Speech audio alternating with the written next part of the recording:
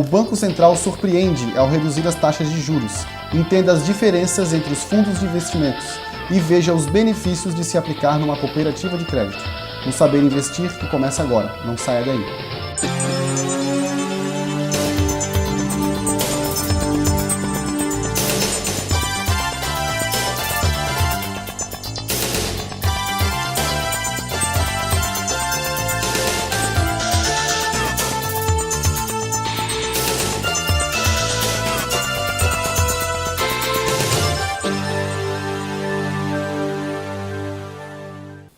Agosto acabou e deixou na cabeça do investidor uma dúvida. O mercado sobe ou o mercado desce? Júnior, a gente teve durante o mês de agosto uma semana de alta, uma semana de recuperação, depois mais 5 dias no mercado lateral e no penúltimo dia do mês, uma alta expressiva. O que é isso? É a dança da quadrilha? De fato, né? O mercado com bastante volatilidade no mês de agosto, mesmo assim o Ibov, que chegou a cair mais de 10%, fechou com 3,8% de queda, então o mercado recuperou um pouco no final do mês de agosto. Entramos agora no mês de setembro com bastante volatilidade, principalmente com a decisão agora do Banco Central, que cortou meio ponto percentual da taxa básica de juros, né, aqui no Brasil. É uma decisão extremamente agressiva, porque o consenso de mercado vinha num corte de 0,25%, a taxa de juros de longo prazo já apontava exatamente uma queda para os juros, mas pegou o mercado de surpresa. Um corte de meio ponto é um corte extremamente agressivo. Agora, em termos de mercado, isso mostra que ele vive de excessos, né? Tanto de alta quanto de baixa. E o investidor precisa ter uma estratégia bem definida para não ficar desesperado e desarmar posições ou entrar na hora errada na bolsa, principalmente. É verdade. Bom, Daniel, o que eu acredito que deve ser ressaltado é principalmente o caminho que o Banco Central está tomando com relação a esse corte. Inflação, esquece, né? O que um corte desse de meio ponto percentual, a inflação foi colocada de lado. Se já se esperava que a meta ia ser atingida em 2012, agora vai ficar para 2013 e tem gente falando que vai ficar só depois da Olimpíadas. A decisão do Banco Central ela está alinhada com a política econômica da Dilma, né? Principalmente porque ela defende uma política de crescimento, de emprego e renda, né? Crescimento a qualquer custo, né? Exatamente. Né? E a grande dúvida que ficou foi se o nosso Banco Central, que não tem uma autonomia prevista em lei, como é o caso dos Estados Unidos, mas vinha, ao longo desde a época do Itamar Franco, exercendo a sua função sem pensar no lado político, será que agora ele voltou atrás? Na verdade, pode surgir uma dúvida com o pessoal de casa.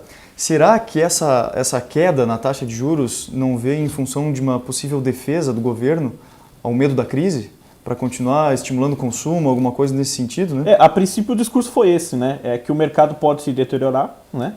Mais em função da crise da Europa e dos Estados Unidos. Então o mercado está se defendendo, o discurso do Banco Central foi que o mercado está se defendendo com relação a uma piora, uma deterioração na economia, né?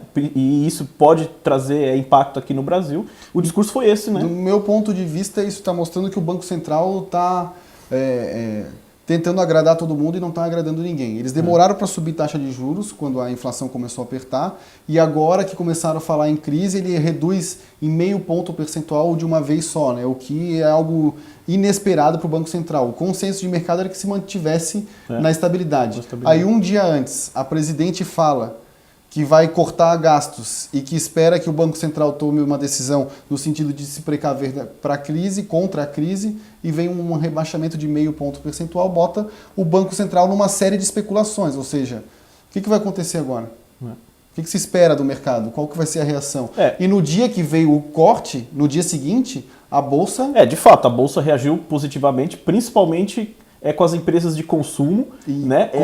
E construção civil que são ligadas ao mercado interno, que são beneficiadas, né? Exatamente pela baixa. Os bancos também tiveram uma alta expressiva. Que são beneficiados também por causa dos créditos, né? Acabam se impactando. Mas na sexta-feira veio um balde de água fria, né?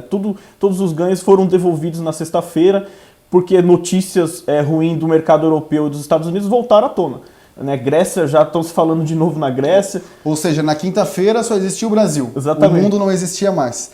Aí na sexta-feira voltou, mas espera aí que a Grécia está sendo direcionada para um calote, né? Porque o que está acontecendo com a Grécia hoje, o que é? A dívida dela que vai vencer, ela não consegue pagar. Eles estão repactuando a dívida. Só que sem os juros que era para ter pago agora. Então, se você é credor, você tem lá um pagamento a receber, e o seu devedor fala, ó, eu vou te pagar, mas vamos fazer o seguinte, esse tempo aí que estava cobrando juros, eu não vou pagar. A gente passa, a partir de hoje, essa dívida que eu pagar em 5 anos, a gente vai jogar para 30, é pegar ou largar, porque eu não tenho mais como pagar. E é isso que está acontecendo com a Grécia, e é o que está acontecendo com Portugal também, que são os dois países que estão em pior situação ali, né? E é possível que aconteça com os outros países, né?